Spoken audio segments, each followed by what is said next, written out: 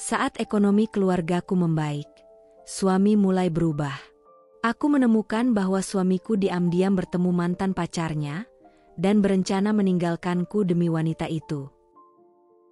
Halo sobat setia cerita Amira, sebelum masuk ke ceritanya, jangan lupa absen di kolom komentar kalian dari kota mana aja nih.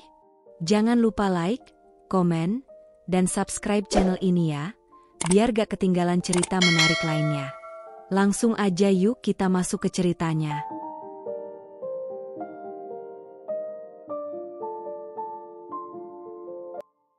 Namaku Rizka. Aku menikah dengan Arman 5 tahun lalu. Pernikahan kami dulu bukan datang dari kisah cinta bak dongeng atau kemewahan yang membutakan mata, melainkan dari perjuangan panjang yang kadang membuat kami nyaris menyerah, namun selalu menemukan alasan untuk bertahan. Arman, suamiku, hanyalah seorang sopir di sebuah gudang logistik. Kerjanya berat, dari pagi hingga larut malam, dengan upah yang pas-pasan. Sementara aku mencoba menambal kekurangan dengan berjualan kue kecil-kecilan di depan rumah kontrakan kami. Kontrakan itu tak besar, hanya berukuran 4x6 meter. Dindingnya terbuat dari bata yang dilapisi cat putih yang mulai mengelupas di sana-sini. Atap sengnya sering bocor ketika hujan deras, dan lantainya yang dingin terbuat dari semen kasar tanpa keramik. Tapi di dalam ruang sempit itulah, kami menaruh semua mimpi dan harapan. Ada satu ranjang besi di sudut ruangan, lemari kayu tua yang sudah sedikit miring, serta sebuah meja makan kecil yang juga menjadi meja adonan untukku membuat kue. Pagi hari kami selalu dimulai dengan suara derit pintu kontrakan yang dibuka Arman. Ia keluar membawa tas kerjanya yang sudah pudar warnanya, menatapku yang sibuk menggoreng kue cucur dan pisang molen untuk dijual. Bau minyak panas bercampur dengan aroma manis gula merah memenuhi ruangan. "Sayang, jangan lupa makan, ya," katanya sambil tersenyum tipis, walau matanya tampak lelah. Aku membalas senyum itu, menatapnya dengan tatapan yang ingin menyampaikan 1000 kata, tentang betapa aku menghargai kerja kerasnya, dan betapa aku ingin semua ini berbuah manis suatu hari nanti. "Nanti aku bawa bekal ini buat kamu juga," jawabku sambil menyelipkan beberapa kue ke dalam wadah plastik. Arman mengangguk, lalu menyalami tanganku, mencium keningku, dan melangkah pergi. Aku selalu berdiri di depan pintu, melihat punggungnya menghilang di tikungan gang kecil itu. Siang hari, ketika panas menyengat, aku duduk di kursi plastik biru sambil mengipasi diri, menunggu pembeli datang. Kadang ada ibu-ibu tetangga yang mampir membeli, kadang hanya 1-2 orang lewat tanpa singgah. Aku tak pernah tahu berapa yang akan terjual hari itu. Kadang habis, kadang masih tersisa banyak. Tapi aku jarang mengeluh, karena aku tahu setiap rupiah yang kami dapat adalah hasil kerja keras yang jujur. Malam hari adalah waktu paling hangat bagi kami. Setelah Arman pulang, biasanya kami makan malam bersama dengan lauk sederhana, telur dadar, sayur bening, atau tempe goreng. Sambil makan, kami berbagi cerita. Arman bercerita tentang pekerjaannya, tentang bagaimana ia harus mengangkat karung berat atau menghadapi kemacetan saat mengantar barang. Aku bercerita tentang pembeli kue, atau kadang tentang kabar dari orang tua di kampung. Ada saat-saat di mana lelah kami terasa begitu berat. Seperti malam ketika hujan deras mengguyur, dan atap kontrakan kami bocor tepat di atas ranjang. Kami harus memindahkan kasur ke sudut lain, sementara ember-ember kami susun di bawah tetesan air. Arman duduk sambil memelukku erat. "Sabar, Riz, suatu hari kita pasti bisa punya rumah sendiri, yang gak bocor lagi," ucapnya. Aku hanya mengangguk, menahan air mata. Aku percaya padanya. Bukan karena ia menjanjikan hal-hal besar, tapi karena aku tahu ia berusaha sekuat tenaga untuk mewujudkannya. Hari-hari kami sederhana, tapi penuh makna. Aku ingat saat ulang tahun pernikahan kami yang kedua, Arman pulang membawa sekotak kecil kue tart sederhana. Ia menabung diam-diam selama berminggu-minggu untuk membelikannya. Kue itu mungkin tak mahal, tapi rasanya begitu istimewa karena dibeli dari hasil keringatnya. Selamat ulang tahun pernikahan, sayang, katanya sambil menyodorkan kue itu. Aku terkejut, lalu tersenyum lebar. Kamu ingat? Bisikku. Ia mengangguk. Gimana bisa lupa? Hari ini hari terpenting buat kita. Kami makan kue itu sambil bercanda, walau di luar hujan deras mengguyur dan listrik sempat mati. Lilin kecil di atas kue menjadi satu-satunya cahaya malam itu, menerangi wajahnya yang penuh cinta dan tekad. Namun, tidak semua hari seindah itu. Ada masa-masa di mana aku merasa lelah, terutama ketika penghasilan kami tak cukup untuk membayar kontrakan, listrik, dan kebutuhan harian. Pernah suatu kali, aku duduk di lantai dapur sambil menghitung uang receh, berharap jumlahnya cukup untuk membeli beras. Arman pulang melihatku seperti itu, dan wajahnya langsung berubah. Maaf, Riz, aku belum bisa kasih lebih, katanya lirih, menunduk. Aku menggeleng cepat, lalu meraih tangannya. Jangan bilang maaf. Kita udah berjuang sama-sama. Kita pasti bisa lewatin ini. Di momen-momen seperti itulah, aku sadar bahwa cinta kami bukan hanya soal rasa, tapi juga tentang bertahan, tentang saling menopang ketika satu jatuh, dan saling menguatkan ketika dunia terasa begitu berat. Kadang, ketika malam sudah larut dan semua orang terlelap, aku duduk di teras kontrakan yang sempit, memandang langit yang dipenuhi bintang. Aku memikirkan perjalanan kami dari awal. Bagaimana aku bertemu Arman di sebuah warung makan tempatku dulu bekerja sebagai pelayan. Dia sering datang membeli kopi dan nasi goreng setelah selesai bekerja. Waktu itu, aku tak pernah membayangkan dia akan menjadi suamiku. Tapi sikapnya yang sopan, tatapannya yang penuh hormat, dan caranya membuatku merasa aman, semua itu perlahan mencuri hatiku. Kini, 5 tahun sudah kami menikah. Hidup kami memang belum berubah banyak secara materi. Kami masih tinggal di kontrakan kecil itu, masih berjuang mengumpulkan rupiah demi rupiah. Tapi kami punya sesuatu yang tak bisa dibeli dengan uang. Kepercayaan, kesetiaan, dan doa yang tak pernah putus. Aku selalu percaya bahwa di balik kesulitan, Tuhan menyimpan kejutan. Mungkin bukan hari ini atau besok, tapi aku yakin akan tiba saatnya kami merasakan hasil dari semua lelah ini. Dan sampai hari itu datang, aku akan tetap di sini, di samping Arman, memegang tangannya, dan melangkah bersamanya menghadapi apapun yang menunggu di depan. Riz, suara Arman membuyarkan lamunanku suatu malam. Ia duduk di sebelahku di teras, membawa 2 gelas teh panas. Aku nggak janji banyak, tapi aku janji satu hal. Aku nggak akan pernah ninggalin kamu. Kita jalan terus bareng-bareng. Aku tersenyum, menatap matanya yang jujur. Itu aja udah cukup buat aku, men.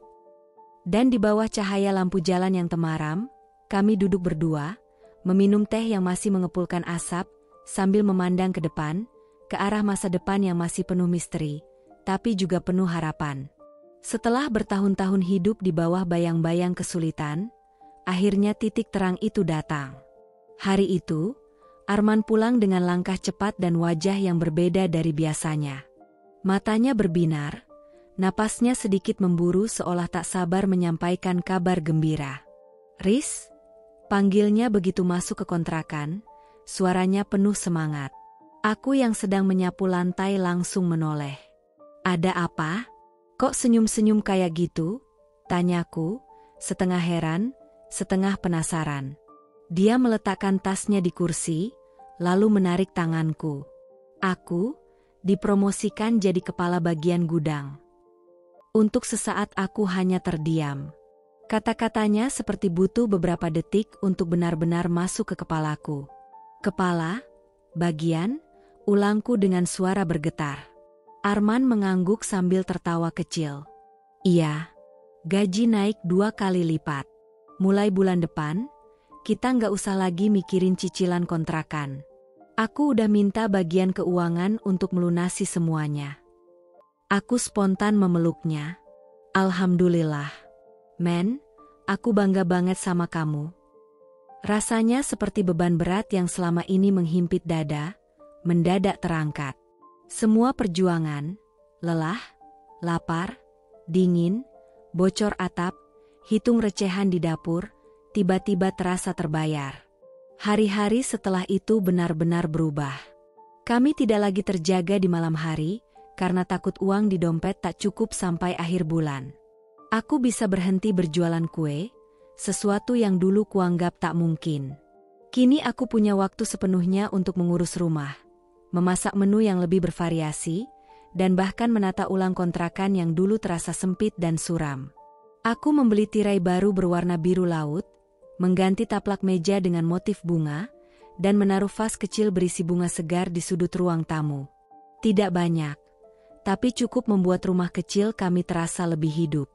Rasanya seperti mimpi, kataku suatu malam sambil menatap dinding yang baru saja kami cat ulang. Arman tersenyum, menatapku dari kursi. Ini bukan mimpi, Riz. Ini hasil dari semua yang kita lewati bareng-bareng. Aku mengangguk. Saat itu, aku sungguh percaya bahwa masa depan kami hanya akan semakin baik. Namun, seperti pepatah lama bilang, tidak semua yang bersinar adalah emas. Perlahan-lahan, perubahan itu membawa hal-hal yang tak pernah kubayangkan sebelumnya. Arman mulai pulang lebih malam dari biasanya. Katanya, pekerjaannya sebagai kepala bagian menuntut banyak rapat, pengawasan, dan urusan administratif yang memakan waktu. Awalnya, aku mengerti. Aku bahkan menyiapkan makan malam yang hangat setiap kali ia pulang, walaupun jam sudah menunjukkan hampir tengah malam. Maaf ya, sayang. Tadi ada rapat mendadak sama pihak pemasok, ujarnya sambil mencium keningku. Aku hanya tersenyum dan mengangguk. Nggak apa-apa. Aku udah siapin sup ayam favorit kamu. Tapi semakin lama, alasannya semakin beragam. Kadang ada rapat di luar kantor, kadang harus menemani bos makan malam, kadang harus lembur untuk mengejar target. Aku mulai jarang melihatnya di rumah. Perubahan lain yang mulai terasa adalah cara dia berpakaian. Arman yang dulu sederhana, cukup dengan kemeja polos dan celana kain, kini mulai mengenakan kemeja mahal, jam tangan baru, dan parfum beraroma tajam yang asing di hidungku. Bagus nggak? Tanyanya suatu pagi sambil merapikan kerah kemeja barunya di depan cermin. Bagus, tapi mahal, ya? Tanyaku hati-hati. Dia tersenyum samar. Anggap aja hadiah buat diri sendiri. Aku kerja keras, kan? Aku mengangguk, walau di hatiku ada rasa yang sulit dijelaskan. Yang paling membuatku gelisah adalah ketika ia mulai sering membawa ponselnya ke kamar mandi, dan jarang lagi meninggalkannya di meja seperti dulu. Jika ada pesan masuk, ia cepat-cepat menggeser layar dan mematikannya. Suatu malam, saat ia tertidur lelap, aku sempat melihat layarnya menyala. Ada nama yang tak kukenal. Rina, mengirim pesan singkat, "Jangan lupa besok," ya wajah tersenyum dengan mata bahagia. Jantungku berdegup kencang. Tanganku ingin membuka pesan itu, tapi rasa takut menahan langkahku. Keesokan paginya, aku mencoba bertanya dengan nada santai. "Men, kemarin ada yang namanya Rina kirim pesan. Dia siapa?" Arman menoleh sebentar lalu tertawa kecil. "Oh, itu orang dari tim pemasok. Dia yang urus administrasi barang masuk." "Kenapa?" Aku memaksakan senyum. "Enggak, cuma nanya." Hari itu aku mencoba menenangkan pikiranku, meyakinkan diriku bahwa aku hanya berprasangka buruk. Tapi entah kenapa, sejak kabar promosi itu datang, ada jarak yang pelan-pelan tumbuh di antara kami. Pernah suatu malam, ketika hujan deras, aku menunggunya di meja makan dengan 2 piring nasi goreng buatan sendiri. Jarum jam sudah menunjuk pukul 11, tapi ia belum juga pulang. Ketika akhirnya pintu terbuka, ia masuk dengan jaket basah dan wajah lelah. "Kenapa nggak makan duluan?" tanyanya sambil melepas sepatu. "Aku mau makan bareng kamu," jawabku pelan. Dia hanya mengangguk, duduk, dan mulai makan tanpa banyak bicara. Aku menatapnya, berharap ada percakapan hangat seperti dulu, tapi yang terdengar hanya suara sendok dan garpu beradu dengan piring. Aku mulai bertanya-tanya, apakah ini harga dari kehidupan yang lebih mapan? Apakah kenyamanan finansial selalu datang bersama risiko kehilangan kedekatan yang dulu kami miliki? Kadang aku merindukan masa-masa sulit kami dulu. Bukan karena susahnya, tapi karena kami selalu saling menggenggam tangan erat. Kini, genggaman itu terasa longgar. Dan di lubuk hatiku, aku tahu, badai ekonomi memang sudah berlalu. Tapi sepertinya akan ada badai lain yang segera datang. Badai yang jauh lebih sulit dihadapi. Karena ia akan mengguncang bukan dompet, tapi hati. Awalnya, aku mencoba menganggapnya biasa saja. Arman bilang, jabatan barunya membuatnya harus sering menghadiri rapat mendadak atau sekadar ngopi dengan rekan kerja untuk membicarakan proyek. Katanya, itu bagian dari tanggung jawab baru yang harus ia jalani. Tapi tetap saja, aku merasa ada yang berbeda. Dulu, ia selalu pulang sebelum matahari terbenam, membawa senyum lebar dan cerita tentang harinya. Kami makan malam bersama, tertawa di meja kecil kontrakan sambil saling mengomentari masakan yang kubuat. Kadang ia bercanda, "Riz, kalau masakan kamu seenak ini, aku nggak bakal mau makan di luar, loh." Kini, meja makan itu sering terasa dingin. Nasi dan lauk menunggu tanpa sentuhan, sementara aku duduk memandang pintu, berharap mendengar suara kuncinya berputar. Suatu malam, jarum jam sudah menunjuk pukul 10, tapi Arman belum juga pulang. Aku mencoba mengalihkan pikiran dengan melipat cucian. Hujan rintik-rintik mengetuk atap seng, menambah sepi malam itu. Ponselku bergetar. Pesan masuk dari Arman. "Lembur, sayang. Jangan tungguin, makan aja dulu." Aku menatap layar lama sekali. Rasanya pesan itu terlalu singkat, terlalu formal, tak seperti biasanya. Keesokan harinya, aku memutuskan untuk menanyakannya saat sarapan. "Men, belakangan ini kamu sering pulang malam. Apa nggak capek?" Tanyaku sambil menuangkan teh ke cangkirnya. Dia menghela napas sebentar, lalu tersenyum. "Capek sih. Tapi mau gimana lagi? Namanya juga kerja. Aku harus jaga kepercayaan atasan." Aku mengangguk, mencoba memahami. "Aku ngerti, cuma aku kangen kita makan bareng kayak dulu." Dia terdiam sejenak, lalu memegang tanganku. "Sabar, Riz. Ini cuma sementara. Nanti kalau pekerjaan udah stabil, aku janji kita punya waktu lebih banyak." Kata-katanya menenangkan, tapi entah kenapa, hatiku masih gelisah. Hari-hari berikutnya, jadwalnya semakin padat. Bahkan di akhir pekan, ia kadang keluar untuk ngurus barang di gudang, atau temu klien di luar kota. Saat aku mengajaknya jalan-jalan, jawabannya sering sama, "Nanti aja, lagi banyak kerjaan." Perubahan kecil lainnya mulai terlihat. Ia kini lebih sering merapikan rambutnya dengan gel sebelum berangkat, memeriksa penampilannya di cermin lebih lama. Parfum baru dengan aroma maskulin yang belum pernah kupilihkan untuknya, kini menjadi ciri khasnya. Suatu sore, saat sedang menjemur pakaian, aku melihat kemeja putihnya yang wangi itu. Di kerahnya, ada noda lipstik samar berwarna koral. Dadaku langsung sesak.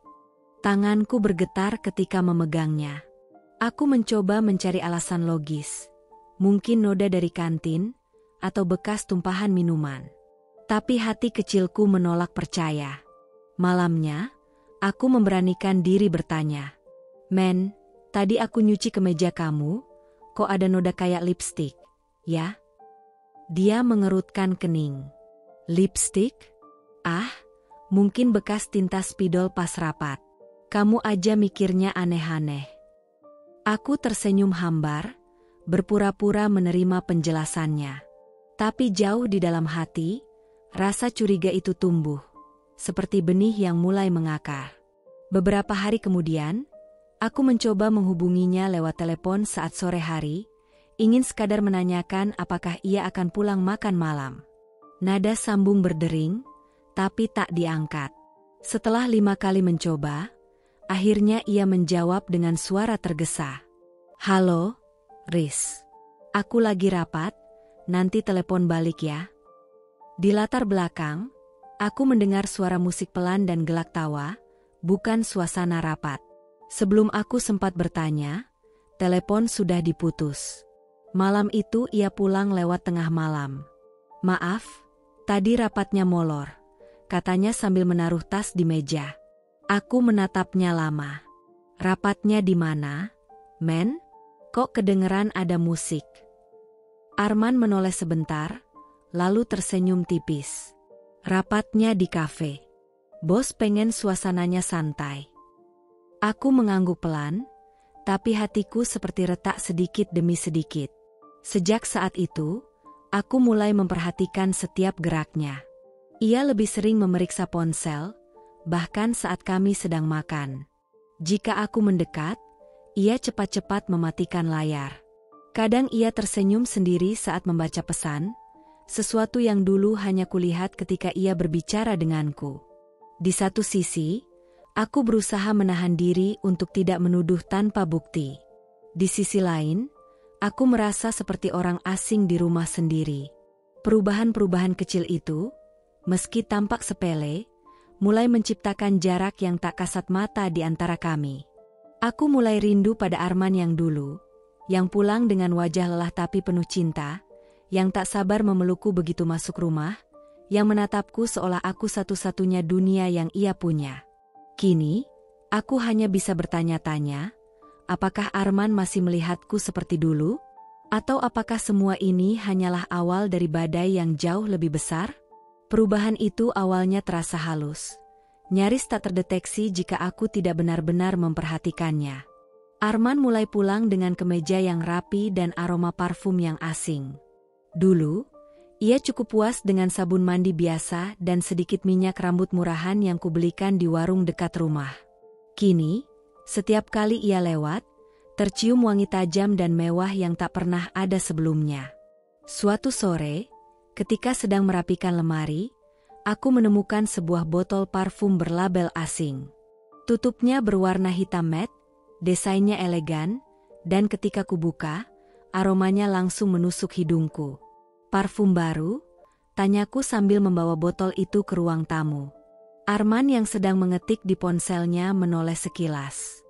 Oh, iya, hadiah dari teman kantor, jawabnya ringan, seolah itu hal sepele. Aku hanya mengangguk, walau pikiranku penuh tanda tanya. Hadiah dari teman kantor? Selama 5 tahun menikah, aku tahu teman-teman kerjanya bukan tipe yang suka memberi hadiah seperti itu, apalagi barang mahal. Perubahan lain segera menyusul. Arman mulai membeli kemeja-kemeja baru, sebagian bermerek yang bahkan aku tahu harganya bisa setara dengan belanja bulanan kami. Ia memadukannya dengan celana bahan yang pas di badan, jam tangan mengkilap, dan sepatu kulit yang baunya masih baru. Aku mengingat jelas pagi itu, ketika ia berdiri di depan cermin sambil merapikan kerah kemeja biru tua yang belum pernah kulihat sebelumnya. Tangannya sibuk menyisir rambutnya dengan gel, lalu memeriksanya dari berbagai sudut. "Kamu ada acara penting di kantor?" Tanyaku dari meja makan, mencoba terdengar santai. "Enggak, cuma, sekarang kan aku kepala bagian. Biar kelihatan profesional," jawabnya singkat, sambil menepuk-nepuk dasinya. Alasannya terdengar logis. Tapi entah kenapa, cara ia mengucapkannya terasa seperti dinding yang sengaja dipasang di antara kami. Dingin, singkat, dan tanpa ruang untuk diskusi. Dulu, setiap kali ia membeli baju baru, ia selalu mengajakku memilih bersama. Kami akan tertawa di pasar, berdebat soal warna, dan akhirnya pulang membawa kemeja murah yang tetap ia pakai dengan bangga. Sekarang, semua keputusan diambilnya sendiri. Kadang aku bahkan baru tahu ia punya baju baru saat melihatnya dipakai. Puncaknya, suatu malam saat ia baru pulang, aku memerhatikan potongan rambutnya. Pendek rapi, dengan model yang belum pernah ia coba sebelumnya. Potong rambut, men? Tanyaku sambil tersenyum. Iya, jawabnya singkat. Sekalian tadi habis meeting di dekat barbershop. Aku mengangguk. Kok enggak bilang-bilang? Biasanya kamu minta aku nemenin. Dia hanya tersenyum tipis, lalu berjalan ke kamar. Aku berdiri di ruang tamu, memandangi punggungnya, merasakan sesuatu yang asing merayap di dadaku. Perubahan-perubahan ini membuatku semakin waspada. Aku mulai memperhatikan setiap detil kecil. Cara ia memeriksa ponselnya sebelum berangkat, waktu yang ia habiskan di depan cermin, bahkan cara ia menyemprotkan parfum ke pergelangan tangan dan lehernya. Suatu pagi, saat ia sedang bersiap berangkat, aku berdiri di ambang pintu kamar. Men, kamu berubah, ya? Ia menatapku lewat cermin. Berubah gimana? Kamu sekarang rajin banget merhatiin penampilan. Parfum, kemeja, potongan rambut, semuanya baru. Dulu kamu nggak gini. Dia menghela napas, lalu berbalik menatapku. Riz, ini bukan masalah berubah. Ini tuntutan kerja. Aku sekarang punya posisi yang lebih tinggi, jadi aku harus jaga citra. Masa kepala bagian tampilannya kayak sopir gudang? Kalimat itu membuatku terdiam. Bukan karena logikanya, tapi karena nada bicaranya. Ada jarak di sana, jarak yang tak ada saat kami dulu sama-sama berjuang. Hari demi hari, jarak itu semakin terasa. Arman menjadi sosok yang selalu terburu-buru. Sarapan kami jarang lagi dihabiskan bersama. Kalau dulu ia masih sempat bercanda tentang roti bakar yang gosong atau teh yang terlalu manis. Sekarang ia lebih banyak melihat jam tangan dan memeriksa ponselnya. Suatu malam, aku memberanikan diri untuk membuka percakapan yang lebih serius. Men, aku cuma takut. Kamu berubah bukan cuma di luar, tapi juga di dalam, kataku pelan saat kami duduk di ruang tamu. Dia mengerutkan kening. Maksud kamu apa? Maksud aku, dulu kita nggak peduli orang mau lihat kita gimana. Yang penting kita nyaman. Sekarang, rasanya kamu sibuk banget bikin orang lain lihat kamu sempurna. Ia terdiam sebentar, lalu berkata dengan nada datar, Riz, ini cuma fase baru. Kamu terlalu mikir yang enggak-enggak. Aku menghela napas, mencoba menelan keresahan yang semakin menumpuk. Tapi jauh di lubuk hati, aku tahu, penampilan yang mendadak berubah jarang sekali hanya soal profesionalitas. Ada sesuatu di baliknya. Sesuatu yang mungkin akan segera menghantamku seperti gelombang besar. Dan malam itu, ketika aku mencoba memejamkan mata, aroma parfum barunya masih tertinggal di udara kamar. Aroma yang entah kenapa membuatku merasa seperti rumah ini sudah bukan milik kami berdua lagi. Perubahan terbesar yang kurasakan bukan lagi pada jam pulang Arman atau pakaiannya, melainkan pada caranya berbicara padaku, atau lebih tepatnya, pada semakin jarangnya ia berbicara sama sekali. Dulu, setiap kali ia pulang, kami selalu punya ritual kecil. Makan malam bersama di meja makan mungil dekat dapur, saling bercerita tentang hari masing-masing. Arman akan bercerita panjang lebar tentang kejadian di gudang, tentang truk yang mogok di tengah jalan, atau pegawai baru yang lucu tapi ceroboh. Aku akan membalas dengan cerita tentang tetangga yang mampir beli kue, atau gosip kecil dari ibu-ibu sekitar kontrakan. Kini, semua itu tinggal kenangan.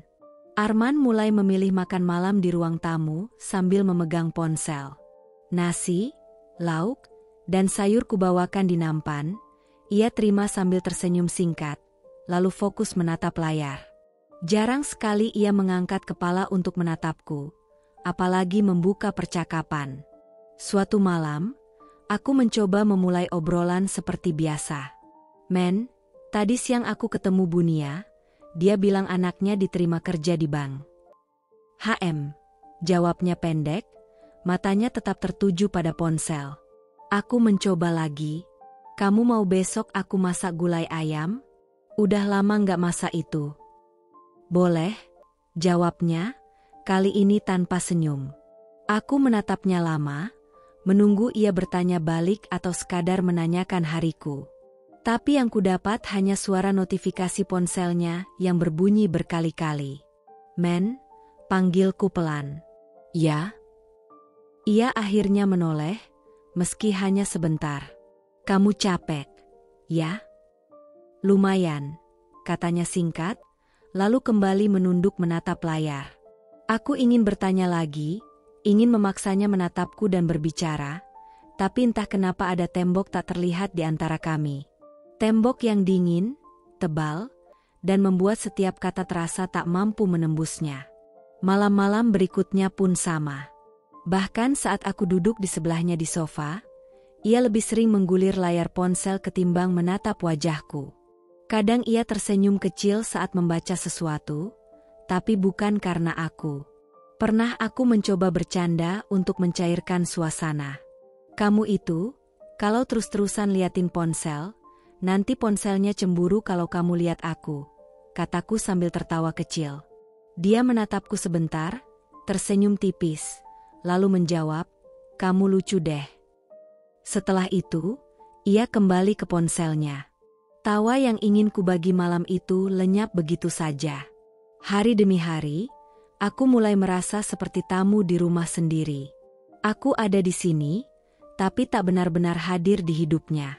Kami tinggal di bawah atap yang sama, tapi rasanya jarak di antara kami semakin jauh. Kadang aku memandangi punggungnya saat ia duduk di ruang tamu, berharap ia akan menoleh, tersenyum, dan berkata, "Ayo kita ngobrol, Riz." Tapi itu tidak pernah terjadi. Bahkan di akhir pekan, yang dulu selalu kami habiskan bersama, sekadar jalan-jalan ke pasar atau menonton film di rumah, kini ia lebih memilih pergi sendirian. Alasannya selalu sama, ada urusan kantor sebentar. Pernah sekali aku mencoba protes. "Men, kita udah lama nggak kemana-mana berdua. Aku kangen," kataku saat ia sedang bersiap keluar. Ia menghela napas, lalu berkata, "Nanti, Riz. Lagi banyak kerjaan. Kamu ngerti, kan?" Aku mengangguk, meski sebenarnya tidak sepenuhnya mengerti. Yang aku tahu, kami tidak lagi menjadi pasangan yang saling bercerita, saling menunggu, dan saling mengisi. Malam itu, setelah ia pergi, aku duduk sendirian di meja makan. Piring dan sendok berjejer rapi, tapi kursi di hadapanku kosong. Air mata mulai menggenang, bukan karena aku marah, tapi karena aku merasa kehilangan sesuatu yang dulu begitu hangat. Aku sadar, jarak emosional jauh lebih menyakitkan daripada jarak fisik. Tubuhnya mungkin masih di sini, tapi hatinya seperti sudah melayang entah kemana. Dan entah kenapa, aku mulai takut memikirkan kemana hati itu sebenarnya pergi. Perubahan itu awalnya tampak sepele. Aku bahkan sempat berpikir, mungkin aku saja yang terlalu sensitif. Dulu, ponsel Arman selalu tergeletak di meja atau sofa. Kadang ia memintaku membalas pesan dari temannya kalau sedang sibuk mandi. Kadang ia membiarkanku meminjam ponselnya untuk memotret makanan atau menghubungi keluargaku. Tak pernah ada batas di antara kami. Namun, beberapa minggu terakhir, ponsel itu seperti menjadi bagian dari tubuhnya, tidak pernah lepas dari genggaman. Saat tidur, ponsel ada di bawah bantalnya. Saat makan, ponsel ada di pangkuannya. Dan yang paling membuatku terkejut, kini ponsel itu terkunci dengan pola yang tidak pernah ia beritahu. Aku baru menyadarinya suatu malam ketika ingin meminjam ponselnya untuk mencari resep masakan. Ponsel itu tergeletak di meja ruang tamu. Kupikir tak ada bedanya dengan dulu, jadi aku ambil saja. Begitu layar menyala, aku melihat pola kunci yang asing. Aku mencoba menggambar pola yang dulu pernah ia pakai, membentuk huruf L kecil, tapi ponsel menolak membukanya. Aku menelan ludah. Jantungku berdegup sedikit lebih cepat. Ketika Arman keluar dari kamar, ia langsung melihat ponselnya ada di tanganku. "Kamu ngapain, Riz?" tanyanya cepat. "Mau cari resep. Ponselnya kok terkunci, sih?" tanyaku hati-hati. "Oh, Iya, aku baru ganti. Biar aman aja, kan sekarang banyak data kantor di sini, jawabnya sambil mengambil ponselnya dari tanganku. Gerakannya cepat, seolah ponsel itu benda rapuh yang tak boleh kusentuh. Aku hanya mengangguk, meski ada rasa aneh yang mengganjal. Hari-hari berikutnya, kebiasaannya makin berubah. Kalau dulu ia santai meninggalkan ponselnya di meja saat ke kamar mandi, kini ia selalu membawanya. Bahkan ketika mandi pun ponsel itu tetap ikut masuk, terbungkus handuk kecil. Pernah aku sengaja mengetuk pintu dan berkata, "Men, ada telepon masuk." Tapi ia hanya menjawab singkat, "Taruh aja di meja," tanpa sedikit pun membukanya dari dalam. Ada satu malam yang membuatku benar-benar resah. Saat itu aku terbangun pukul 2 dini hari karena haus. Dalam remang lampu kamar, kulihat cahaya layar ponsel menyala di tangannya. Ia berbaring membelakangiku, jemarinya bergerak cepat di layar. Sesekali ia tersenyum kecil, lalu mengetik lagi. "Men," panggilku pelan. Ia sedikit terkejut, lalu mematikan layar ponselnya. "Kamu belum tidur?" tanyanya. Suaranya terdengar biasa saja. "Bangun bentar, haus," jawabku singkat. Tapi hatiku berdebar, penuh tanya yang tak berani kuucapkan. Sejak saat itu, aku mulai sadar, ponsel yang dulu hanyalah benda biasa, kini seperti tembok tak terlihat di antara kami. Sebuah pintu yang terkunci rapat, menyimpan rahasia yang tak ingin ia bagi. Dan di lubuk hatiku, aku tahu, rahasia itu bukan sesuatu yang akan membuatku bahagia jika terbongkar. Sore itu, rumah terasa sunyi. Hanya terdengar suara jarum jam di ruang tamu yang berdetak pelan, seakan ikut menghitung waktu dengan sabar. Aku duduk di lantai, membereskan tas kerja Arman yang tergeletak begitu saja di sofa. Sudah menjadi kebiasaanku sejak awal pernikahan, memastikan semua barangnya tertata rapi, menyelipkan pulpen ke tempatnya, merapikan map berisi dokumen kantor, serta membuang kertas dan bungkus makanan yang tak terpakai. Saat tanganku menyusuri resleting kecil di bagian dalam, aku menemukan selembar kertas terlipat rapi. Awalnya kupikir itu nota pembelian alat kantor atau struk makan siang di dekat tempat kerjanya. Namun ketika kubuka perlahan, mataku langsung terpaku pada deretan huruf di bagian atas. Bouquet Lilith Mawar, Rp750.000. Tepat di bawahnya, ada tulisan tangan kecil dengan tinta biru. Sudah termasuk kartu ucapan, pesan sudah ditulis sesuai permintaan. Aku menatap lembar kertas itu tanpa berkedip. Lili dan mawar. Dua jenis bunga yang dulu pernah ia berikan padaku saat ulang tahun pernikahan kami yang ketiga, buket indah yang membuatku menangis haru waktu itu. Ingatan itu muncul begitu jelas, membuat dadaku terasa sesak. Ketika Arman pulang malamnya, aku sudah menunggunya di ruang makan. Lampu menyala terang, meja makan rapi, tapi suasana tegang tak terhindarkan. Struk bunga itu kutaruh tepat di hadapannya. "Aku nemu ini di tas kamu," ucapku datar, berusaha menahan suara agar tidak bergetar. Arman tertegun sejenak, menatap kertas itu, lalu mengangkat kepalanya dengan senyum tipis. "Oh, itu buat bos di kantor. Ulang tahunnya kemarin." Aku mengerutkan dahi, menatapnya lekat-lekat. "Bos kamu yang laki-laki itu?" tanyaku pelan. Sekilas ekspresinya berubah, nyaris tak terlihat, lalu ia cepat-cepat menjawab, "Iya, maksudnya, bukan untuk dia langsung. Itu buat sekretaris bos, yang ulang tahun. Bos minta aku yang urus." Nada suaranya terdengar terkontrol, tapi matanya menghindar dari tatapanku. Aku mencoba berpikir logis, namun kalimat itu terdengar terlalu rapi untuk sebuah penjelasan spontan. "Kenapa harus kamu yang urus? Bukannya bagian itu biasanya lewat kantor langsung?" tanyaku lagi, kali ini lebih pelan, namun penuh tekanan. Ia menarik napas panjang, meletakkan sendoknya di meja, lalu berkata dengan nada yang terkesan kesal, "Riz, ini cuma bunga. Tidak ada artinya. Jangan dibesar-besarkan." Aku tak membalas.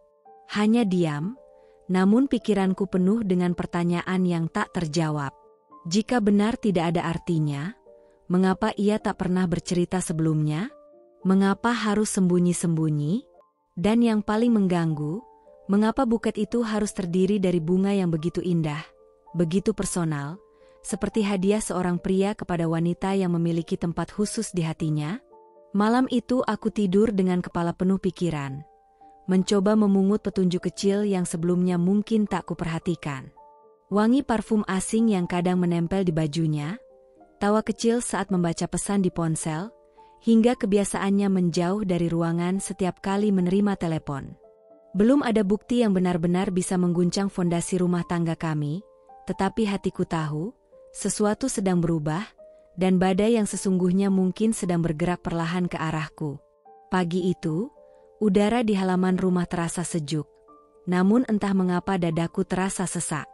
Aku sedang menyapu teras ketika Bu Ratna, tetangga di seberang jalan, melangkah mendekat sambil membawa tas belanja.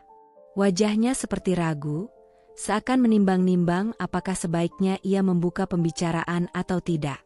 Aku mau cerita, tapi jangan marah, ya, katanya pelan, suaranya hampir berbisik. Aku menatapnya heran. Cerita apa, Bu? Ia menarik napas, lalu menatapku penuh empati. Beberapa hari lalu, aku ke kafe dekat pusat kota. Itu, yang ada di pojokan jalan sebelum lampu merah. Waktu itu aku lihat Arman duduk di sudut, berdua dengan seorang perempuan. Mereka kelihatan dekat, bukan seperti rekan kerja biasa. Jantungku berdegup kencang. Sapu di tanganku terasa semakin berat. Kamu yakin itu Arman? Tanyaku, berusaha terdengar tenang. Yakin. Aku bahkan sempat menyapa, tapi dia seperti kaget melihatku. Dia cuma senyum sebentar, lalu buru-buru menunduk lagi. Jawabnya, kata-kata itu menancap di pikiranku seperti jarum. Aku tersenyum tipis, mengucapkan terima kasih, lalu masuk ke dalam rumah. Pintu kututup rapat, seakan ingin menghalangi udara luar yang tiba-tiba terasa menyesakan. Malamnya, ketika Arman pulang, aku menunggunya di ruang tamu. Televisi menyala tapi tak kutonton, hanya menjadi latar suara untuk mengusir sepi. Men, ucapku tanpa basa-basi, Bu Ratna bilang lihat kamu di kafe, duduk berdua sama seorang perempuan. Siapa dia?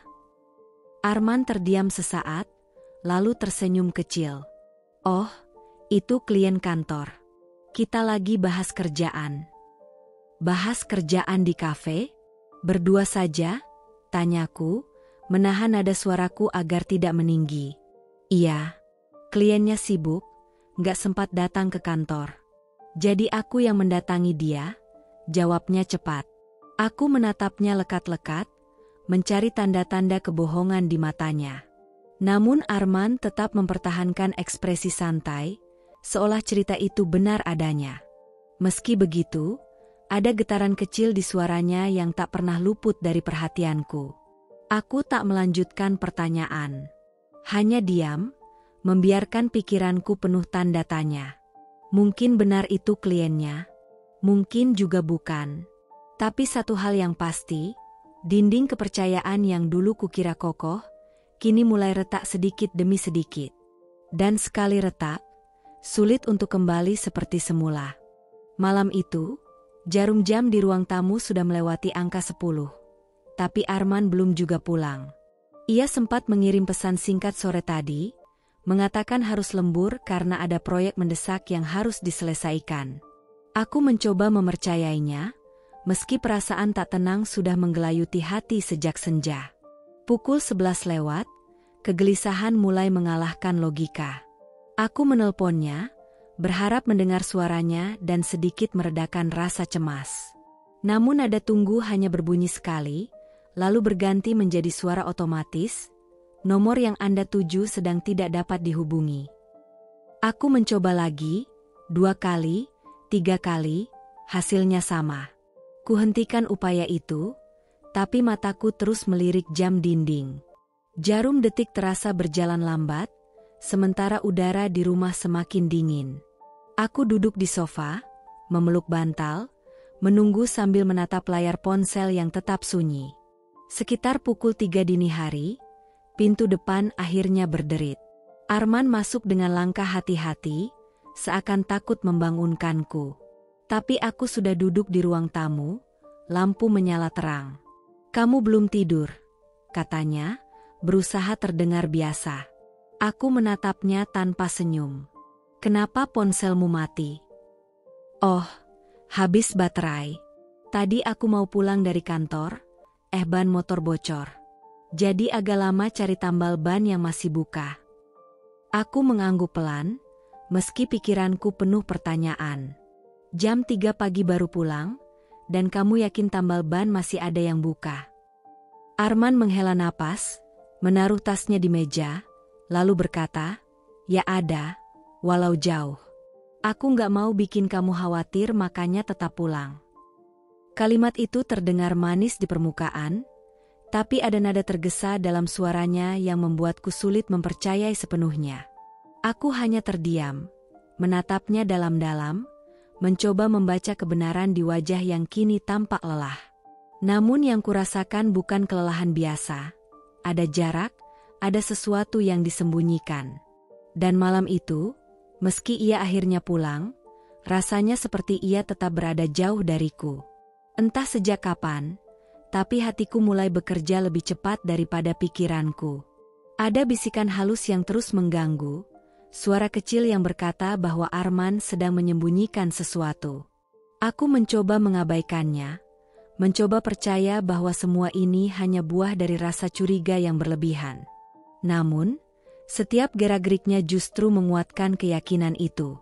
Pagi-pagi, ketika ia masih terlelap atau sedang mandi, aku mulai melakukan sesuatu yang belum pernah kulakukan sebelumnya. Dengan hati-hati, aku meraih celana kerjanya yang tergantung di belakang pintu atau di kursi sudut kamar. Tanganku bergerak cepat tapi penuh kehati-hatian, merogoh setiap saku luar dan dalam, mencari tanda-tanda yang bisa menjawab kegelisahanku. Kadang aku hanya menemukan recehan koin atau struk belanja yang sudah kusut. Tapi ada hari-hari ketika aku menemukan hal yang membuat jantungku berdegup lebih kencang. Struk dari restoran mewah, nota pembelian hadiah, atau kertas kecil bertuliskan nomor telepon tanpa nama. Setiap kali menemukannya, aku tidak langsung bertanya. Aku simpan semua barang itu di dalam sebuah kotak kecil di lemari pakaian, seperti mengumpulkan potongan puzzle yang suatu hari akan membentuk gambaran utuh. Aku tahu, sebagai istri, aku tidak membutuhkan bukti untuk merasa ada yang salah. Naluri ini terlalu kuat untuk diabaikan.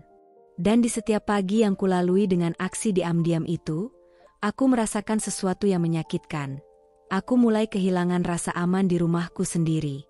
Pagi itu, sinar matahari baru saja menyusup melalui celah tirai ketika aku melakukan rutinitas baruku, memeriksa saku celana kerja Arman sebelum ia memakainya.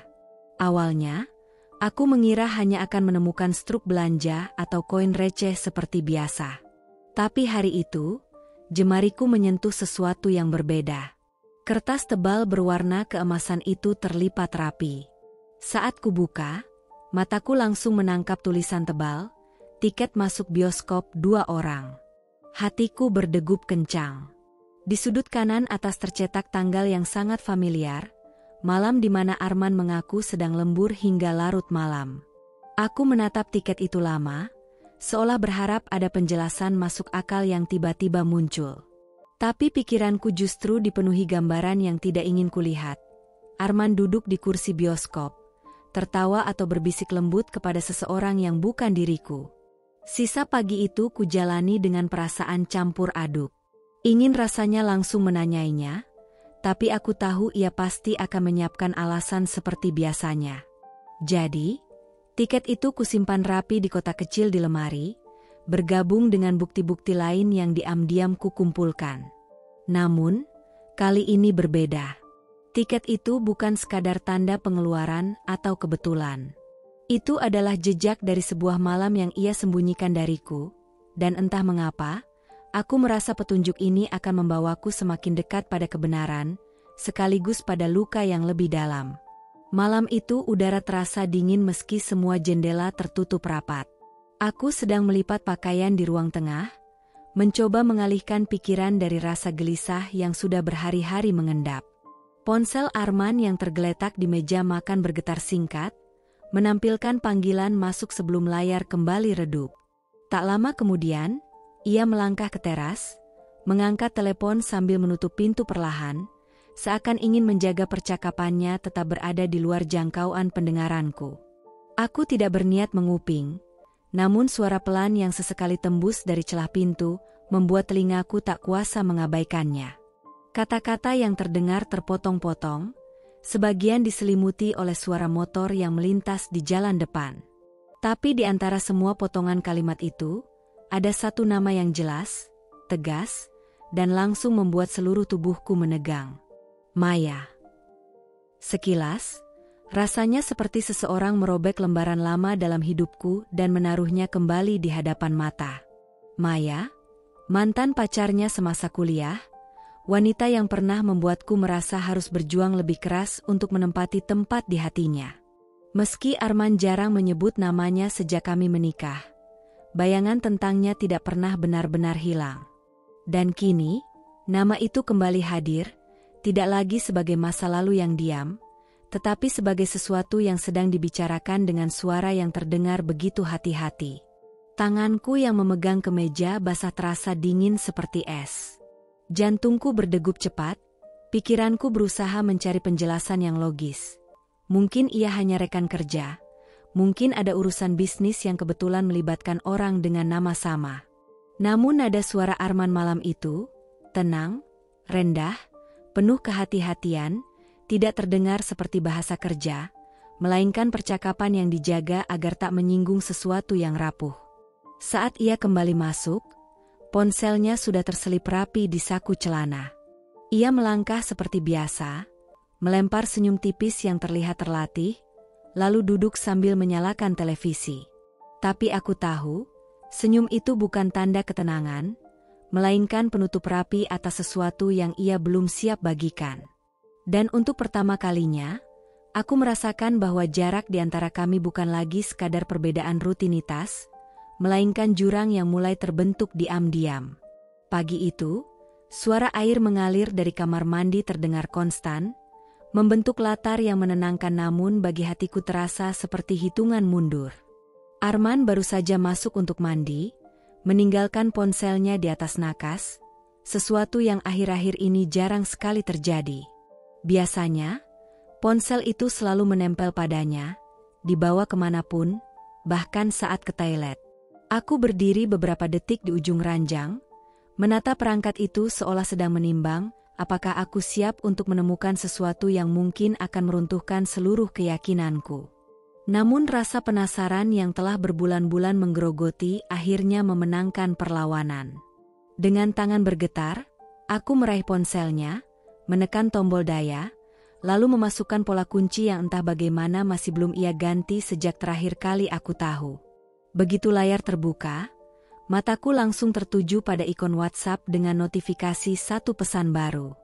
Hatiku berdetak begitu keras sampai-sampai aku takut suaranya terdengar. Jemariku menyentuh ikon itu, dan seketika sebuah percakapan terbuka. Nama pengirimnya hanya tercatat sebagai satu huruf, M. Pesannya singkat, tapi cukup untuk membuat seluruh tubuhku terasa lemas. Aku rindu, gak sabar ketemu kamu malam ini. Tidak ada emotikon, tidak ada tanda formalitas. Hanya rangkaian kata yang begitu pribadi, begitu intim, dan jelas tidak seharusnya ditujukan pada seorang pria yang telah terikat dalam pernikahan. Jari-jariku membeku di atas layar. Aku ingin menelusuri lebih jauh, membaca pesan-pesan sebelumnya, mencari bukti yang lebih konkret. Tapi suara pintu kamar mandi yang terbuka membuatku panik. Dengan cepat aku menutup aplikasinya, mengunci layar, dan meletakkan ponsel itu kembali ke posisinya semula. Tepat sebelum ia melangkah keluar dengan handuk melilit pinggang. Aku mencoba bersikap biasa, menyibukkan diri dengan merapikan selimut, sementara di dalam kepalaku, kata-kata dari pesan itu terus bergema. Saat Arman bertanya, "Kamu udah sarapan?" Aku hanya mengangguk pelan. Senyum di bibirnya mungkin tampak wajar bagi orang lain.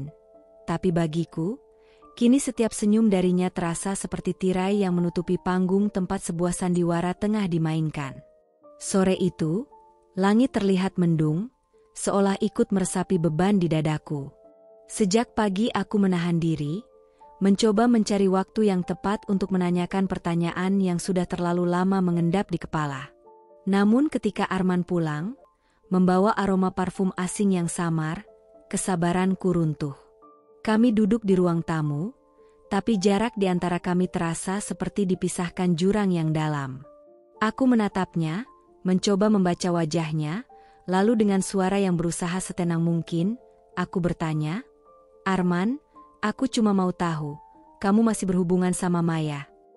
Sejenak ia terdiam, matanya berkedip cepat, lalu napasnya terdengar berat. Bukannya menjawab, ia justru mengerutkan kening dan menatapku tajam. "Kamu ini apa-apaan sih? Paranoid banget. Jangan ngawur." Suaranya meninggi, memecah keheningan sore itu. Aku terkejut, bukan hanya karena nada bicaranya yang meledak-ledak, tapi juga karena cara ia menghindar. Arman jarang marah, tapi kali ini amarahnya begitu mentah, seperti reaksi defensif yang berlebihan. Aku cuma tanya, "Kenapa harus marah?" Suaraku bergetar, tapi mataku tetap menatapnya. Tanpa menjawab, ia berdiri, mengambil kunci motor di meja, lalu melangkah cepat menuju pintu. "Aku nggak mau dengar omongan gila kamu," katanya sambil menghempaskan pintu begitu keras hingga bingkai foto di dinding bergetar. Aku terdiam, menatap pintu yang kini tertutup rapat. Suara deru motornya yang menjauh seperti menandai jarak yang semakin lebar di antara kami, jarak yang mungkin tak akan bisa dijembatani lagi. Dalam hati, aku tahu, amarahnya barusan bukan tanda kepolosan, melainkan kebohongan yang sedang berusaha ia lindungi.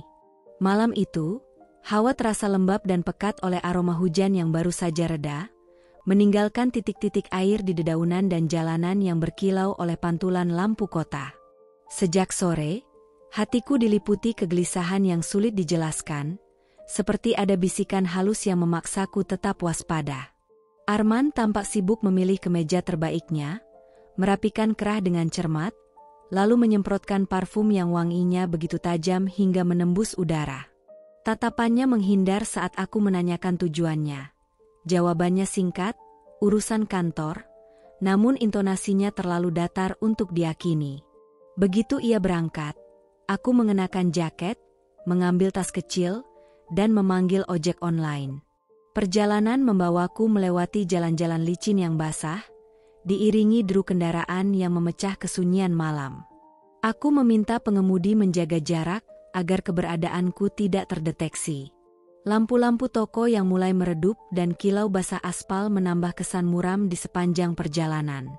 Sekitar 30 menit kemudian, langkahnya membawanya masuk ke sebuah restoran bergaya modern dengan dinding kaca besar, di mana cahaya hangat di dalam kontras dengan udara dingin di luar. Aku berhenti di seberang, bersembunyi di balik tiang lampu, membiarkan mataku mengamati pemandangan di balik kaca bening itu. Di salah satu meja dekat jendela, Arman duduk menghadap seorang wanita. Saat pandanganku fokus, jantungku seakan berhenti berdetak. Itu Maya, mantan kekasihnya di masa kuliah, yang selama ini hanya menjadi bayangan di pikiranku. Ia mengenakan gaun sederhana berwarna pastel, rambutnya jatuh lembut di bahu, bibirnya membentuk senyum yang tak pernah lagi kuterima dari Arman. Senyum itu dibalas dengan tawa kecil dan tatapan penuh kehangatan dari suamiku. Yang membuat dadaku kian sesak adalah gerakan tangannya. Arman menggenggam jemari Maya, mengusapnya pelan seolah sedang menenangkan atau mengungkapkan rasa sayang yang dalam. Wajah mereka memancarkan kedekatan yang tak mungkin diartikan sekadar hubungan profesional. Seluruh suara di sekitarku memudar, digantikan dengan dengung kosong yang menusuk telinga. Tenggorokanku terasa kering, langkah kakiku terpaku di tempat. Ada dorongan untuk masuk dan mengungkap semuanya di hadapan mereka, tetapi tubuhku tak sanggup bergerak. Saat itu, aku tahu, semua kecurigaanku bukanlah ilusi. Malam itu, di balik kaca restoran yang memisahkan aku dan mereka, kebenaran menghantamku tanpa ampun. Tajam, dingin, dan tak terbantahkan. Malam itu rumah terasa sunyi, hanya suara jam dinding yang berdetak pelan mengisi ruang tamu. Sejak kembali dari restoran, pikiranku tak pernah lepas dari bayangan Arman dan Maya yang duduk begitu dekat, seolah dunia hanya milik mereka berdua. Aku berjalan menuju kamar dengan langkah pelan, mencoba mengusir kegelisahan yang terus menghantui. Saat membuka lemari untuk mengambil selimut, pandanganku tertumbuk pada sesuatu yang tak biasanya ada di sana. Sebuah koper kecil berwarna hitam, terselip di sudut bawah. Koper itu tampak baru, resletingnya tertutup rapat. Ada rasa ragu sejenak sebelum aku meraihnya, tetapi naluri mendorongku untuk mencari tahu. Perlahan, aku membuka resletingnya. Bau wangi kain baru dan aroma parfum samar langsung menyergap. Di dalamnya, tertata rapi beberapa potong pakaian, baik milik Arman maupun pakaian wanita yang jelas bukan milikku. Jantungku berdetak kencang ketika jemariku menemukan dua benda di bagian dalam penutup koper. Sebuah paspor dengan nama Arman, dan di sampingnya, paspor lain atas nama Maya. Tangan ini mulai bergetar saat aku melihat amplop putih yang diselipkan di antara tumpukan pakaian. Di dalamnya ada 2 lembar tiket perjalanan keluar kota. Tanggal keberangkatan hanya tinggal 2 hari lagi. Rute yang tertera menuju sebuah kota pesisir yang terkenal romantis, tempat orang biasanya pergi untuk berbulan madu atau liburan bersama pasangan. Seakan seluruh udara di kamar itu tersedot habis, membuatku sulit bernapas.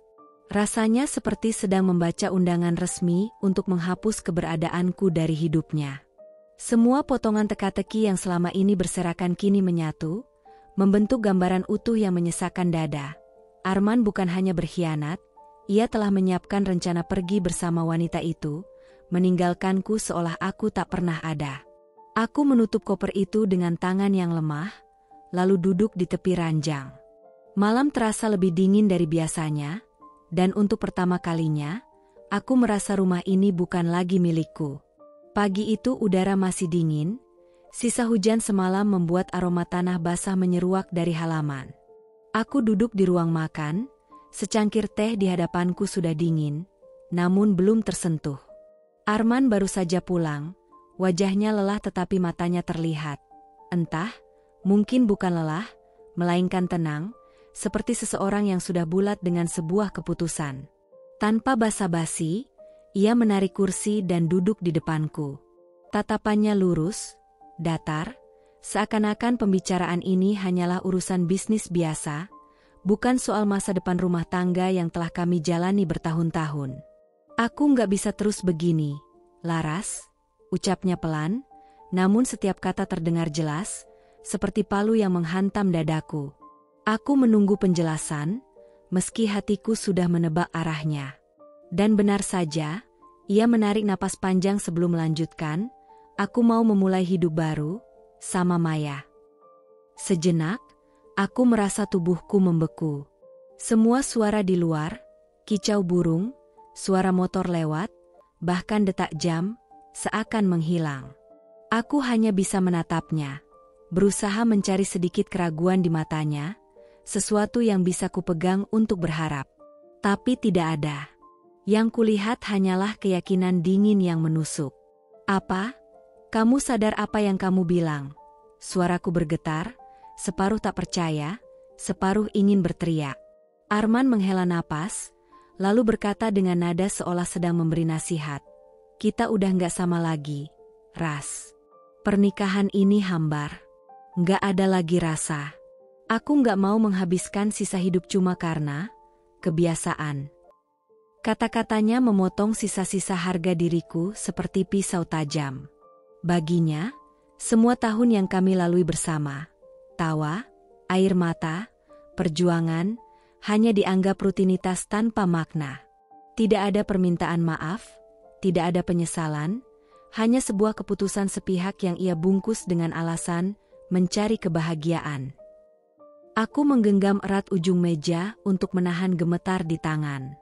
Ada rasa ingin menampar wajahnya, ingin memakinya habis-habisan, tapi yang keluar hanyalah keheningan panjang. Karena pada detik itu, aku sadar, Arman sudah pergi, bahkan sebelum ia benar-benar meninggalkan rumah ini.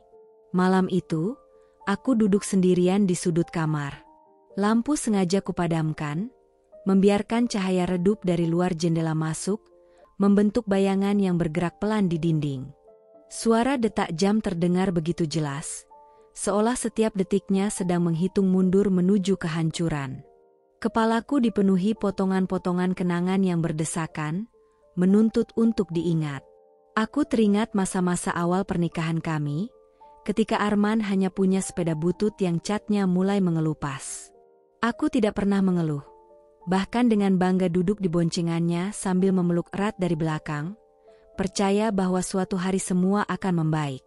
Aku juga ingat malam-malam saat kami duduk di lantai rumah kontrakan, makan nasi dengan lauk seadanya.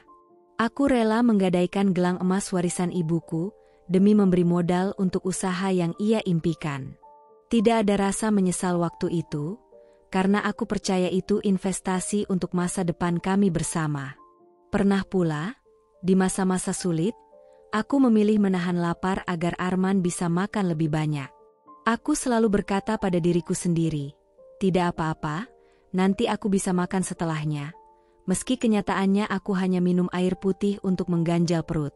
Semua itu kulakukan karena aku ingin melihatnya tetap kuat, tetap semangat, tetap berdiri. Namun kini, semua pengorbanan itu terasa seperti debu yang ditiup angin, hilang tanpa jejak. Arman bahkan tidak menoleh ke belakang untuk mengingatnya. Baginya, masa lalu hanyalah cerita lama yang tak penting. Sedangkan aku hanya menjadi bagian dari bab yang ingin ia tutup selamanya. Dadaku terasa sesak, seperti ada lubang besar yang menganga di dalamnya. Luka ini bukan sekadar sakit karena ditinggalkan, tetapi juga rasa dikhianati oleh orang yang dulu aku percayai sepenuhnya. Rasanya seperti menatap reruntuhan rumah yang pernah kubangun dengan tangan sendiri, hanya untuk melihatnya dibakar oleh orang yang seharusnya melindunginya. Di tengah keheningan, aku menatap bayangan diriku di cermin. Mataku bengkak, wajahku pucat, dan bibirku bergetar.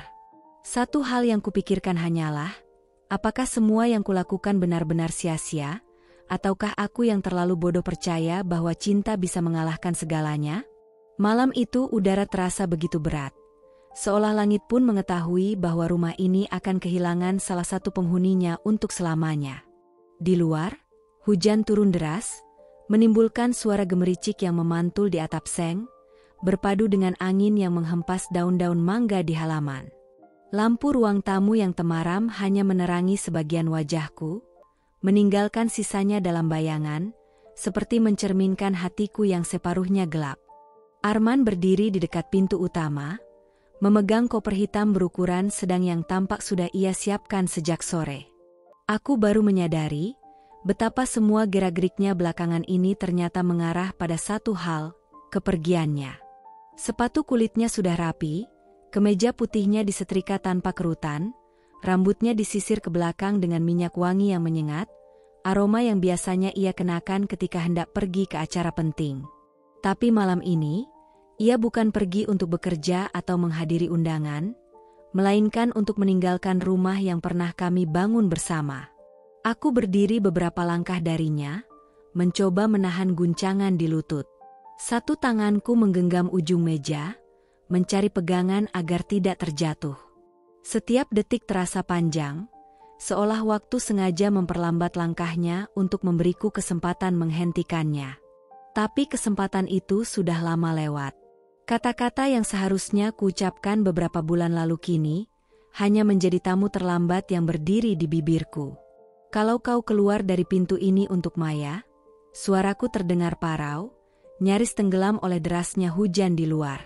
Aku menarik napas panjang, mencoba mengumpulkan seluruh keberanian yang masih tersisa di sudut hatiku. Jangan pernah kembali. Tidak untuk mengambil barang, tidak untuk sekadar minta maaf, bahkan tidak untuk sekadar melihat wajahku lagi. Ucapanku menggantung di udara, dingin, namun tajam. Arman diam. Ia tidak membantah, tidak membela diri, bahkan tidak berusaha meredakan amarahku. Matanya menatapku sebentar, seperti menilai sesuatu, lalu berpaling. Pandangan itu tidak menyimpan kesedihan, melainkan kehampaan. Seakan aku bukan lagi perempuan yang pernah ia cintai, melainkan seseorang yang keberadaannya hanya menjadi hambatan bagi rencana barunya. Aku bisa merasakan detak jantungku berpacu cepat, menghantam dadaku hingga terasa sakit. Bayangan-bayangan masa lalu mulai memenuhi pikiranku. Wajahnya yang dulu tersenyum saat pertama kali kami bertemu di kampus. Tatapan bangganya ketika aku lulus sarjana, genggaman tangannya yang erat ketika ia melamar, semua kenangan itu berputar seperti film yang diputar paksa. Tapi yang paling menyakitkan adalah kenyataan bahwa semua itu kini tidak lagi berarti. "Jadi ini keputusanmu?" tanyaku dengan suara bergetar. "Kau benar-benar meninggalkan istrimu, rumah ini, semua yang kita lalui, hanya untuk seorang perempuan yang bahkan pernah kau tinggalkan di masa lalu?" Arman tetap membisu. Ia hanya menghela napas pendek, lalu memutar gagang pintu perlahan. Denting logamnya terdengar nyaring di telingaku, seakan menjadi tanda dimulainya sebuah perpisahan yang tidak bisa dibatalkan. Aku ingin berteriak, ingin memohon agar ia tidak pergi, tapi gengsi dan harga diriku menahannya. Aku terlalu sadar, memintanya bertahan sama saja memohon kepada seseorang yang hatinya sudah terikat pada orang lain. Lebih dari itu, aku tahu, mempertahankan pernikahan ini berarti membiarkan diriku dihancurkan sedikit demi sedikit oleh kebohongan yang ia bawa. Arman melangkah keluar. Angin malam yang basah oleh hujan menyusup masuk ruang tamu, membuatku bergidik. Aku melihat punggungnya yang menjauh, menembus tirai air hujan. Tidak ada ucapan perpisahan, tidak ada pelukan terakhir, bahkan tidak ada tatapan yang bisa memberiku sedikit penghiburan. Ia pergi begitu saja, meninggalkan jejak basah di lantai yang sebentar kemudian akan mengering, seperti keberadaannya yang perlahan akan hilang dari rumah ini. Aku menunggu. Mungkin ia akan berhenti di halaman, menoleh ke belakang, memberi tanda bahwa hatinya masih menyimpan sesuatu untukku. Tapi yang kulihat hanyalah bayangannya yang memudar di bawah lampu jalan, hingga akhirnya benar-benar lenyap di balik kabut hujan. Pintu menutup perlahan, tapi bunyinya terasa seperti dentuman keras di dadaku. Aku berdiri mematung, menatap kusen pintu yang kini hanya menjadi pembatas antara aku dan dunia luar yang telah merenggutnya. Rasa sesak menjalar di dadaku, naik ke tenggorokan, memaksa air mata jatuh tanpa bisa kutahan. Aku berjalan pelan menuju kursi di sudut ruang tamu, menjatuhkan diri di atasnya. Tanganku menggenggam erat bantalan kursi, seolah memegang sesuatu yang nyata di tengah semua yang terasa runtuh. Kepalaku tertunduk, rambutku berantakan menutupi wajah, dan air mata menetes tanpa suara. Aku tidak ingin tetangga mendengar isakanku. Dalam keheningan itu, aku mulai mengingat semua pengorbananku untuknya. Saat ia hanya punya sepeda butut, aku yang selalu duduk di jok belakang tanpa mengeluh, meski harus menempuh perjalanan jauh. Saat ia kehilangan pekerjaan, aku yang menggadaikan perhiasan pemberian almarhum ibuku untuk modal usahanya. Saat ia sakit, aku yang menjaga siang malam tanpa tidur, memastikan ia tetap hangat dan makan dengan cukup. Aku bahkan pernah menahan lapar karena uang belanja tak cukup, memilih memberinya porsi terakhir yang tersisa. Semua itu kulakukan bukan karena terpaksa, melainkan karena cinta. Dan sekarang, semua pengorbanan itu tidak lebih dari debu yang tertiup angin. Ia meninggalkanku tanpa rasa terima kasih, tanpa penyesalan. Luka yang ia tinggalkan tidak hanya menggores hatiku, tetapi juga meruntuhkan rasa percaya yang telah kubangun selama bertahun-tahun. Aku sadar, keputusan yang kuambil malam ini adalah bentuk terakhir dari harga diriku. Jika aku membiarkannya pergi tanpa syarat, ia akan kembali kapan saja. Mungkin ketika Maya bosan atau ketika hidup barunya tidak seindah yang ia bayangkan. Aku tidak mau menjadi pelabuhan darurat yang hanya dicari saat badai datang. Hujan masih turun di luar, suaranya mengiringi kesunyian yang mulai menelan rumah ini. Lampu ruang tamu berkedip sebentar, seolah ikut merasakan ketidakstabilan yang kurasakan. Aku duduk lama, membiarkan waktu berjalan tanpa kuhiraukan. Malam itu, aku tahu satu hal dengan pasti. Pernikahan ini sudah berakhir, bukan karena aku menyerah, tetapi karena ia memilih untuk pergi. Dan ketika pintu itu tertutup di belakangnya, aku bersumpah pada diriku sendiri, aku tidak akan pernah membuka jalan baginya untuk kembali. 3 bulan berlalu sejak malam itu. Malam ketika Arman melangkah keluar dari pintu rumah kami tanpa sedikit pun menoleh, meninggalkan aku yang terperangkap di antara amarah, kepedihan, dan kehampaan. Waktu berjalan lambat. Setiap harinya terasa panjang, seakan detik-detik enggan bergulir. Namun, di balik luka yang masih terasa segar, aku perlahan belajar kembali mengatur napas, menata hati, dan membangun dinding pertahanan baru untuk melindungi diriku dari rasa sakit yang sama. Suatu siang yang terik, ketika aku sedang menjemur cucian di halaman belakang, suara lirih dari obrolan 2 ibu-ibu tetangga di pagar depan menyentuh telingaku. Awalnya aku tak begitu memperhatikan, tapi ketika namanya disebut, langkahku terhenti. Katanya Maya ninggalin Arman, Bu. Uangnya habis dibawa, terus dia pergi entah kemana. Ujar salah satu dari mereka dengan nada setengah berbisik, setengah bergosip. Tubuhku refleks menegang. Ada sensasi getir yang mengalir di antara tulang rusukku, bukan karena aku merindukannya, tapi karena kabar itu terdengar seperti potongan karma yang datang tepat sasaran. Sore itu, aku duduk lama di teras rumah sambil memandangi langit yang perlahan memerah. Bayangan masa lalu menyelinap masuk tanpa permisi. Wajah Arman yang dulu penuh keyakinan saat mengatakan ingin meninggalkan rumah ini demi memulai hidup baru bersama Maya. Sorot matanya yang dingin ketika aku mengucapkan ultimatum terakhirku, dan langkahnya yang mantap, seolah meninggalkan masa lalu adalah keputusan termudah di dunia. Tapi kini, kabar yang kudengar hari ini membuat semua gambaran itu berubah menjadi ironi. 3 hari setelah gosip itu sampai ke telingaku, ponselku tiba-tiba berdering. Nomor yang muncul di layar begitu familiar, meski sudah lama tak kulihat. Aku menatap layar itu cukup lama sebelum memutuskan untuk mengangkatnya. Suara di ujung sana terdengar serak, berat, dan nyaris memohon. Aku salah. Aku bodoh. Maya, dia ninggalin aku setelah semua uang habis. Aku nggak punya siapa-siapa lagi, ucapnya terbata, diselingi helaan napas panjang. Ada jeda panjang sebelum aku menjawab. Dalam hening itu, pikiranku melayang pada semua luka yang ia tinggalkan. Malam-malam yang kuhabiskan sendirian, air mata yang tak terhitung jumlahnya, dan rasa malu saat harus menjawab pertanyaan orang tentang kepergiannya. Aku tahu kata-kata yang akan keluar dari mulutku sekarang akan menjadi garis batas yang menentukan. Bukan hanya untuknya, tapi juga untuk hidupku sendiri.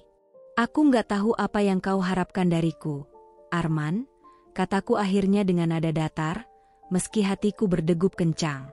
3 bulan lalu kau keluar dari pintu ini, meninggalkan semua yang kita bangun, semua pengorbananku. Sekarang kau kembali hanya karena perempuan itu pergi dan uangmu habis? Apa menurutmu aku akan membukakan pintu lagi seolah semua ini tidak pernah terjadi? Ia terdiam cukup lama, lalu mencoba mengatur nada suaranya agar terdengar lebih lembut. Aku nyesel. Aku mau perbaiki semuanya. Kita bisa mulai dari awal, aku janji gak akan ulangi lagi, ucapnya, seperti seorang pria yang berusaha menggapai ranting terakhir sebelum tenggelam. Aku memejamkan mata, mencoba merasakan apakah masih ada ruang di hatiku untuk memaafkannya. Yang kutemukan justru kehampaan, bukan lagi cinta yang dulu mengikatku padanya, melainkan jarak yang begitu lebar hingga tak mungkin dijembatani. Luka yang ia buat terlalu dalam, dan rasa percaya yang pernah ada telah hancur tak berbentuk. Arman, kataku pelan namun tegas, aku bukan rumah darurat yang bisa kau datangi saat hidupmu berantakan. Aku sudah cukup berjuang mempertahankan kita dulu, tapi kau memilih pergi. Sekarang aku memilih diriku sendiri. Aku mendengar napasnya tercekat di ujung sana, seakan kata-kataku menjadi tamparan yang lebih menyakitkan daripada kepergian Maya. Jadi ini final? Tanyanya, suaranya parau. Sudah final sejak hari kau memilihnya di atas aku. Jawabku singkat, lalu memutus sambungan telepon sebelum ia sempat berkata apa-apa lagi. Setelahnya, aku duduk lama di kursi teras, merasakan hembusan angin sore yang membawa aroma tanah basah dari kebun belakang. Tidak ada rasa puas yang meledak-ledak, tidak ada euforia karena melihat karma bekerja. Yang ada hanyalah kelegaan tenang, perasaan bahwa aku akhirnya benar-benar menutup bab itu dalam hidupku. Dan di balik semua luka, aku tahu satu hal pasti. Kadang, balasan terbaik bukanlah melihat seseorang jatuh, melainkan menyadari bahwa kita sudah tidak lagi ingin mengulurkan tangan untuk menahannya. Kalimatnya masih berputar di kepalaku, tentang penyesalan, tentang ingin memulai dari awal. Tapi aku sudah tahu jawabannya sejak lama. Aku tidak ingin kembali. Aku tidak ingin lagi mengulang malam-malam penuh kecurigaan, percakapan yang hambar, dan kebohongan yang menyesakan. Aku ingin bab berikutnya ditulis tanpanya. Dan kali ini, aku memegang penuh kendali atas pena itu. Aku memandang layar ponsel yang bergetar di tanganku. Nama Arman terpampang jelas di sana, seakan berusaha menerobos dinding yang sudah susah payah kubangun.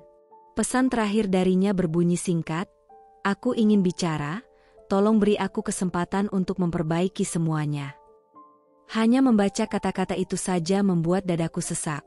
Tetapi bukan lagi karena rindu, melainkan karena getir yang sudah berubah menjadi benteng harga diri. 3 bulan yang lalu, aku masih berkubang dalam air mata. Saat itu aku merasa dunia runtuh, seakan semua warna di sekitarku lenyap.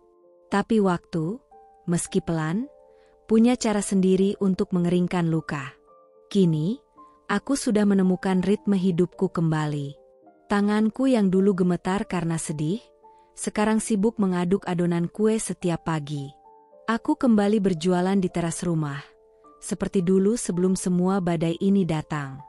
Wajah-wajah tetangga yang datang membeli, obrolan hangat sambil menyeruput teh, dan aroma kue yang memenuhi udara menjadi pengganti keheningan pahit yang dulu menghantuiku.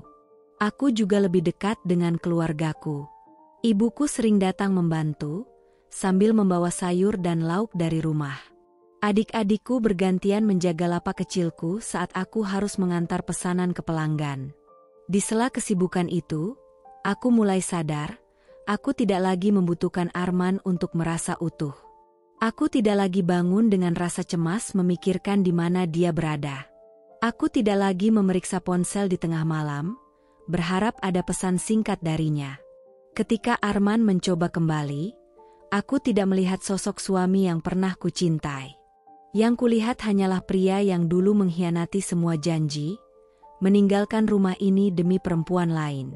Aku ingat jelas, malam itu ia melangkah keluar tanpa sedikit pun menoleh, membawa koper kecil yang berisi masa depan yang tak lagi melibatkan aku. Dan sekarang, ketika rencana indahnya bersama Maya hancur, ia kembali melangkah ke arahku, bukan karena cinta, tapi karena kenyamanan yang dulu kutawarkan. Aku menarik napas panjang, lalu mengetik balasan singkat, "Tidak, men. Aku sudah baik-baik saja tanpa kamu." Jempolku sempat ragu sebelum menekan tombol kirim, tapi kemudian aku tersenyum. Senyum yang tidak lagi getir, melainkan lega. Aku sadar, menutup pintu ini bukan berarti aku membenci dia. Ini tentang melindungi diriku sendiri, menjaga harga diri yang sudah terlalu sering diinjak.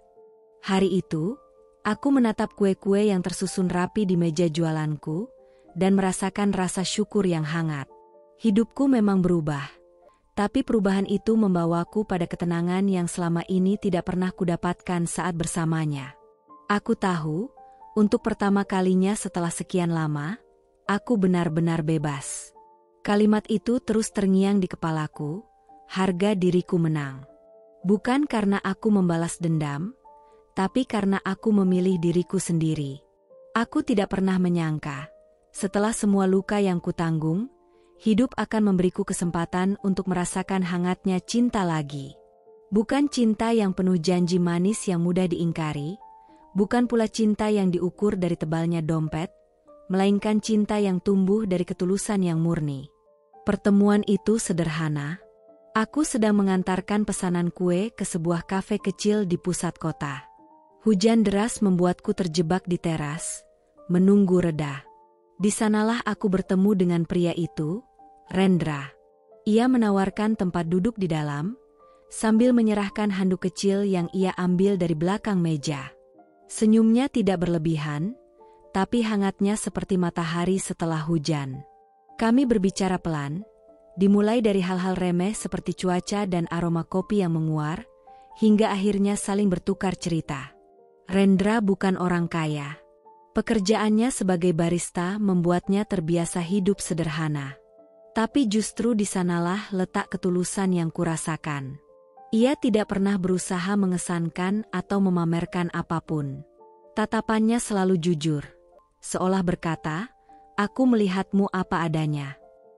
Di setiap obrolan, ia mendengarkan dengan penuh perhatian, bukan hanya menunggu gilirannya bicara. Yang membuatku terkejut, ia tidak sedikit pun terganggu oleh masa laluku.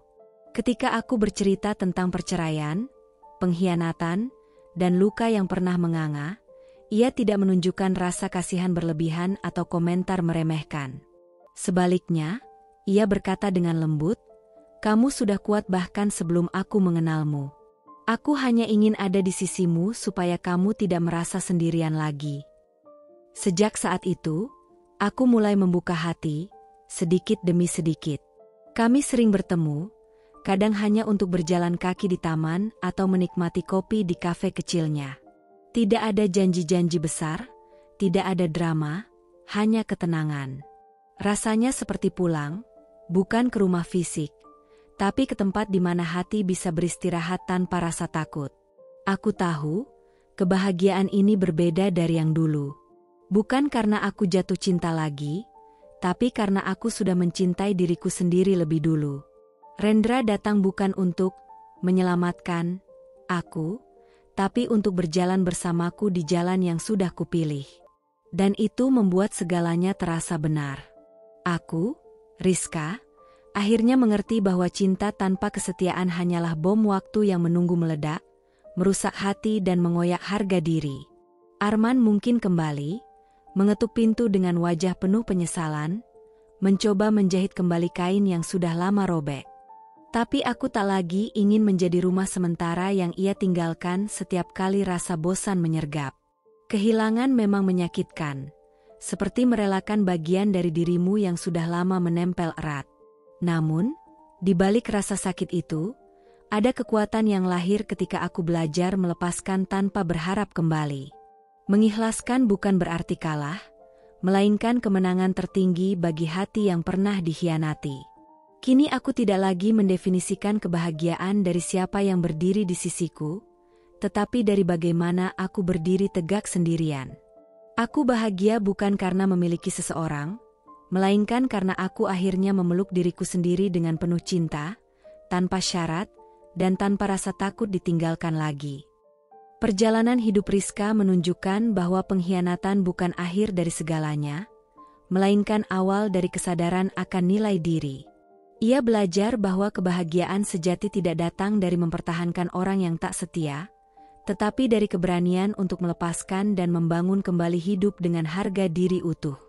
Mengikhlaskan memberi Rizka ruang untuk menemukan kedamaian, kekuatan, dan cinta terbesar, yakni mencintai dirinya sendiri.